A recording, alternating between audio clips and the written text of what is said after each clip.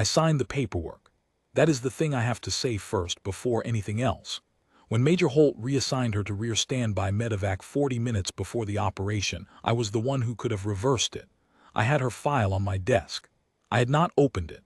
I saw the rank E6, Staff Sergeant, and the billet notation, Flight Medic Cross-Service Attachment, and I did not look further because I assumed there was nothing further to look at.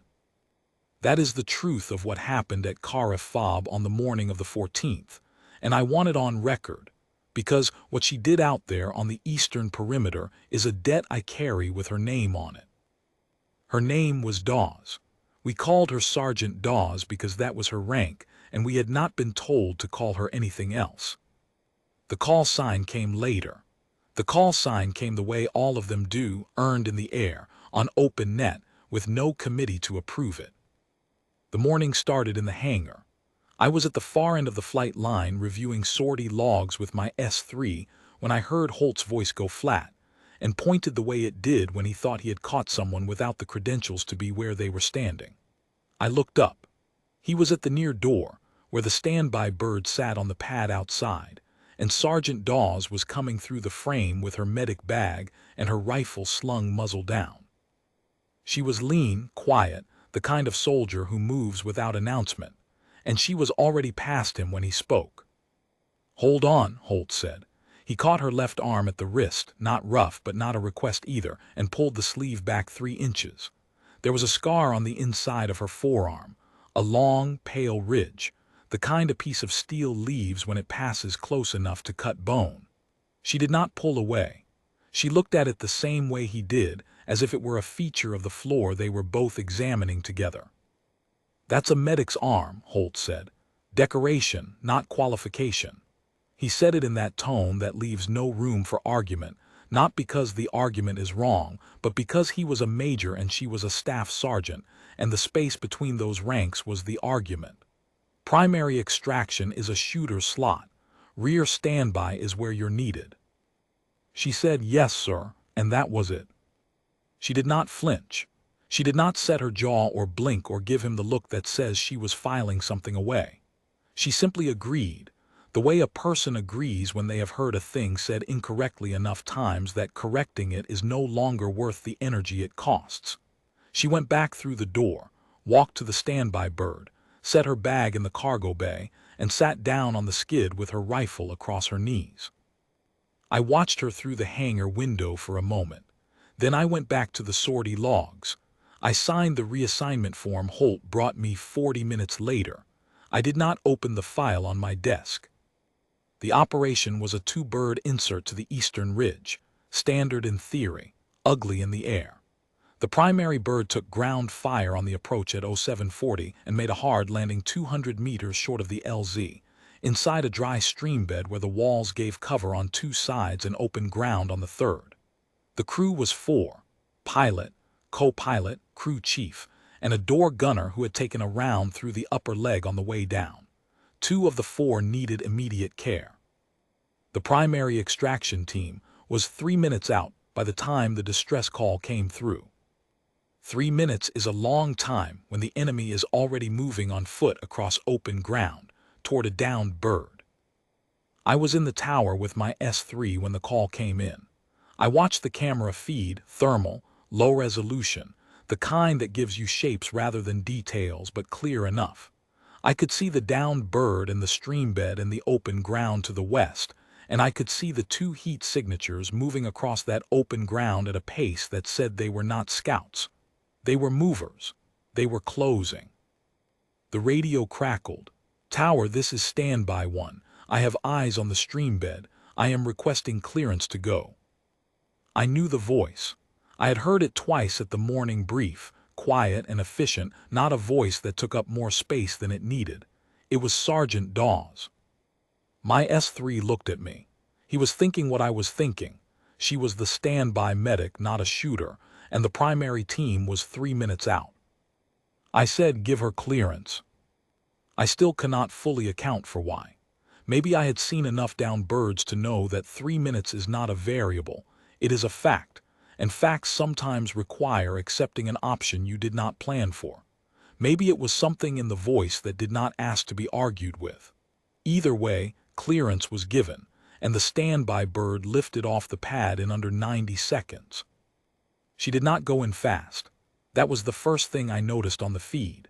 She held the bird at low altitude behind the western ridge line, and she used the terrain, moving parallel to the open ground without crossing it, which told me either she was being cautious or she had already calculated something I had not.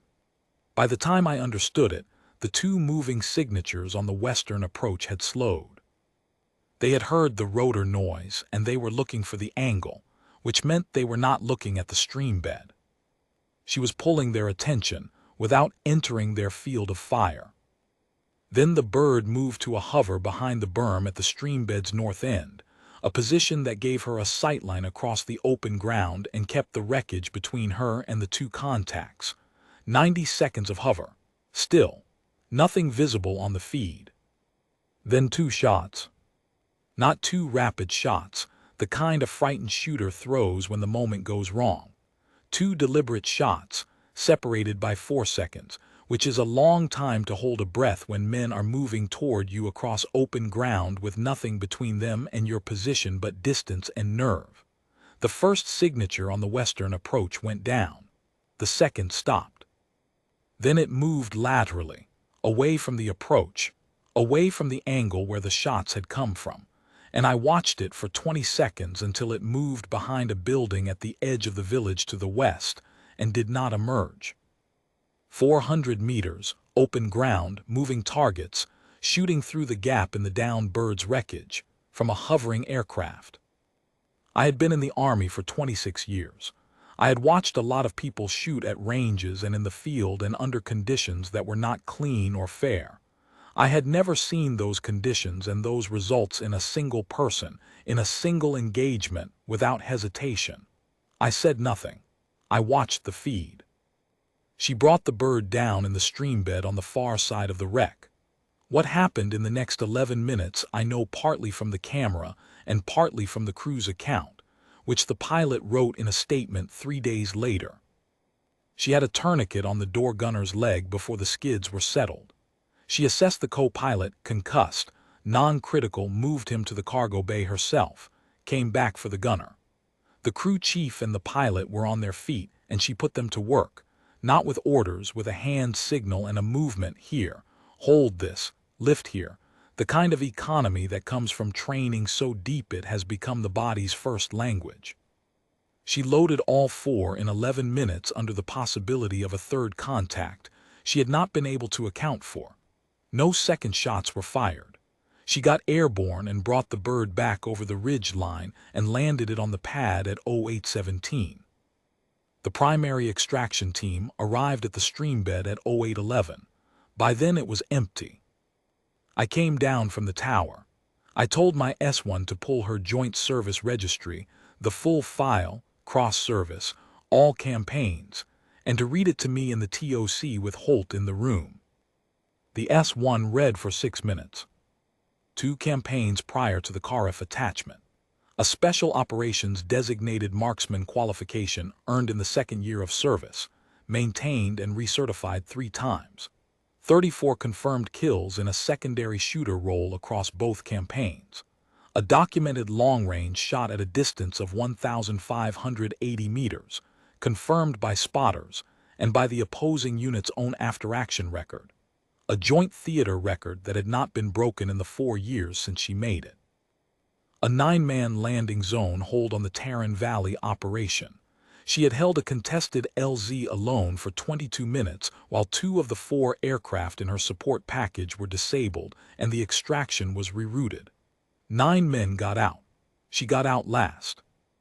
The file also noted that on 2 separate occasions in 2 separate theaters, she had been reassigned from a primary shooter role to a supporting medical role by officers unfamiliar with her cross-qualification. The file noted this in plain language, without commentary. Holt said nothing when the S1 finished.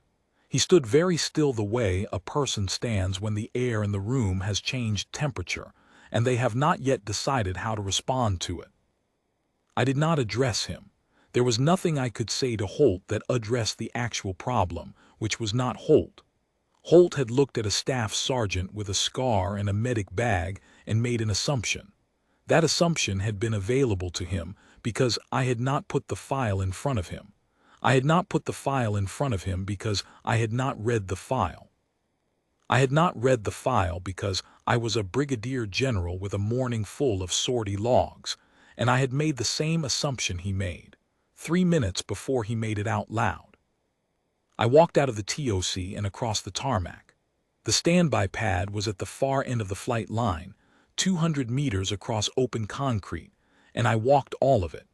She was at the bird when I got there, breaking down her rifle at the cargo bay floor, cleaning the barrel with the slow attention of someone who has done it enough times that it has become something close to rest. She heard my boots on the tarmac and looked up. I stopped 3 feet from her. "Sergeant Dawes," I said, "I didn't read your file." She held the barrel section in both hands and said nothing. She was not giving me silence as a punishment. She was simply letting me finish. "I approved your reassignment without reading your file," I said. "That was a failure of command. I'm putting that in the record." She looked at me for a moment the way a person looks at a statement that is true and has been a long time coming. Then she said, "4 of them are back, sir." She said it without weight, without the emphasis that would have made it a rebuke. She said it the way a person states a result that they worked for, and that was the only point of the work. She set the barrel section down and picked up the next piece. I stood there another moment. Then I came to attention and I saluted her, not the loose acknowledgement between officers in a hurry. I held it. She stopped what she was doing. She looked at me once more. Then she returned it clean and went back to her rifle.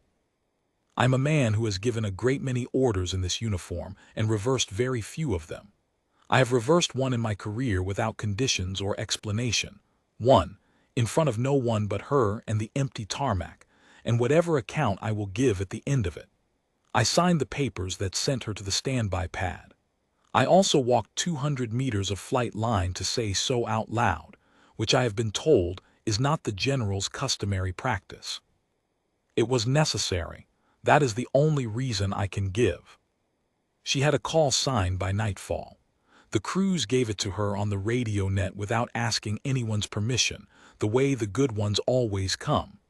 They called her Null Strike, and when I heard it on the net that evening I did not ask where it came from. Some things named themselves. The work was already done, and it had only ever been about the work. I know what she would say to that.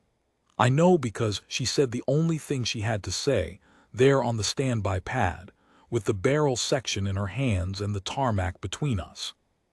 4 of them are back, sir. That is what it cost and that is what it bought, and I was wrong, and she knew it before I did.